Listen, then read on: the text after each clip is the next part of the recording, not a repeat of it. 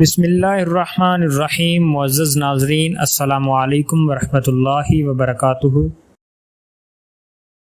قرآن پاک کا اثر محمد الرسول اللہ صلی اللہ علیہ وآلہ وسلم پر اس قدر ہوا تھا کہ آپ کی حالت متغیر ہو جاتی تھی۔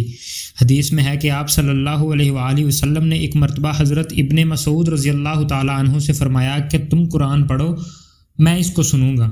ابن مسعود رضی اللہ تعالیٰ عنہ نے عرض کیا، یا رسول اللہ، میں کیا پڑھوں جبکہ قرآن تو آپ پر نازل ہوا ہے؟ آپ نے فرمایا کہ نہیں، تم مجھے قرآن پڑھ کر سناؤ۔ چنانچہ ابن مسعود رضی اللہ تعالیٰ عنہ نے قرآن پڑھنا شروع کیا اور سناتے رہے۔